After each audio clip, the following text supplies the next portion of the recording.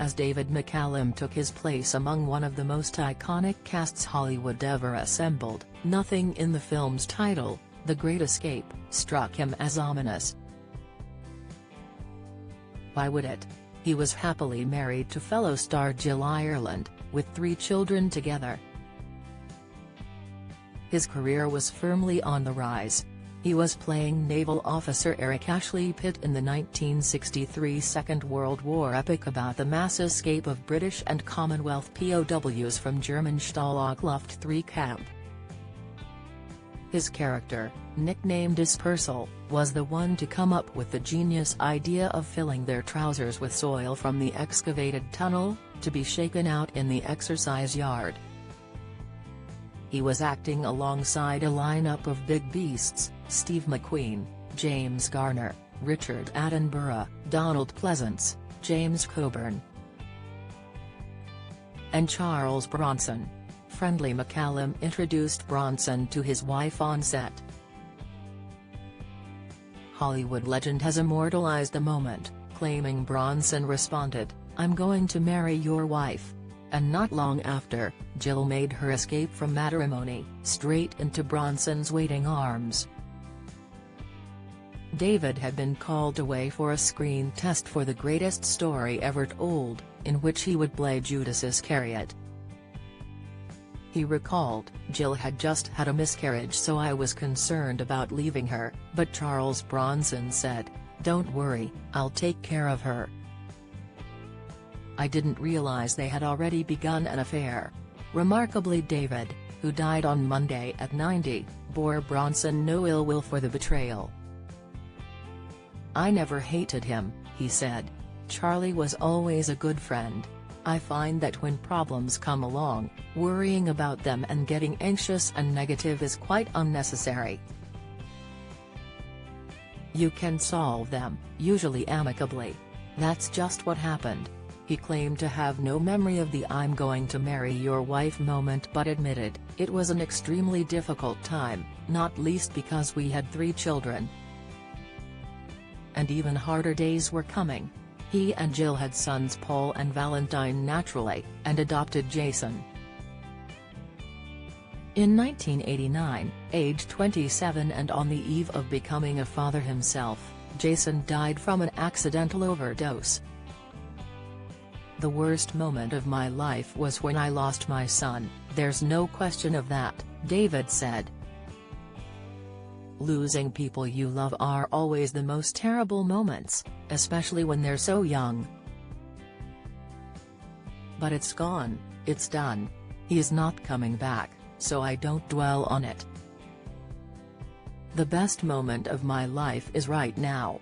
After divorcing Jill, who stayed with Bronson until her death at 54 in 1990, he wed model and actress Catherine Carpenter and had 2 more children, Peter and Sophie. They remained married for 56 years until his death this week from natural causes. In a career that ranged from Russian agent Ilya Kuryakin in The Man from U.N.C.L.E.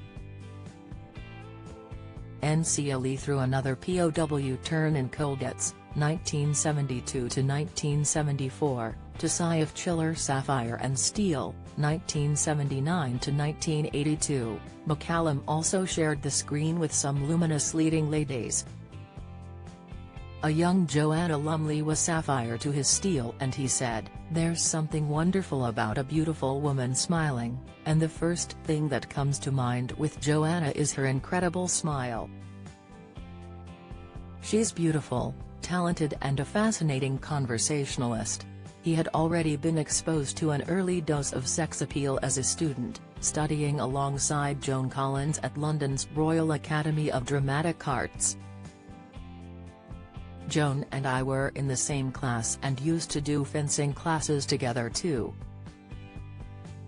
She'd wear a skin-tight jumpsuit and she was, shall we say, very impressive," he laughed. "She wasn't that good a fencer, but, boy, she looked good." It wasn't long until David too was a heartthrob, partly because of that iconic mop of bright blonde hair. He was modest about it, saying of his role as Kuryakin, "When I was filmed with the studio lights, I looked really blonde.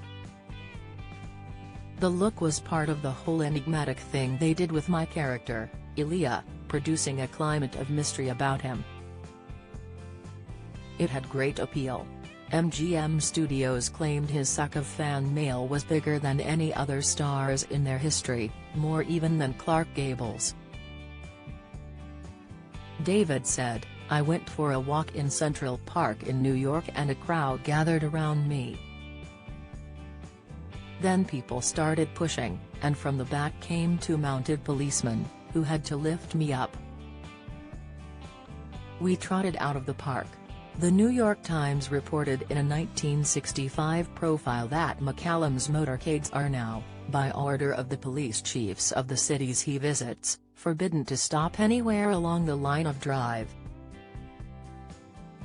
If the entourage slowed, there would be carnage in the streets. David could be starstruck too. Recalling his time on The Great Escape, he said, "There was this wee kid from Glasgow and I'm working with extraordinary people like Steve McQueen and Charles Bronson." He and his co-stars were living life in the fast lane, sometimes too literally. David said, "I remember how, outside the German studios, the police set up speed traps. The likes of Donald Pleasance and myself always stuck to the speed limit. But one day the policeman stopped Steve and asked him to get out of the car. They told him that they'd stopped many of his comrades but he had won the prize as the fastest. They took poor Steve to the police station and the whole production had to stop for a few hours." Although The Great Escape brought David to a global cinematic audience, his late flowering role as Dr. Donald "Ducky" Mallard in NCIS brought him to a new generation. That, and his instrumental song The Edge being sampled by Dr. Dre for the track The Next Episode featuring Snoop Dogg, Nate Dogg, and Crook. The son of musicians, David released 4 albums over his career. But to prepare for his role as Ducky, McCallum went above and beyond, studying how to perform autopsies for real and joining medical examiners at conventions. As his son Peter said in tribute to his father this week, he was a true Renaissance man. He was fascinated by science and culture and would turn those passions into knowledge. For example, he was capable of conducting a symphony orchestra. And, if needed, he could actually perform an autopsy, based on his decades-long studies for his role on NCIS. Peter went on to say how he'd checked on his mother after the loss of his father. "After returning from the hospital to their apartment, I asked my mother if she was okay before she went to sleep. Her answer was simply, 'Yes. But I do wish we had had a chance to grow old together.' She is 79, and Dad just turned 90. The honesty in that emotion shows how vibrant their beautiful relationship and daily lives were, and that somehow, even at 90, Daddy never grew old."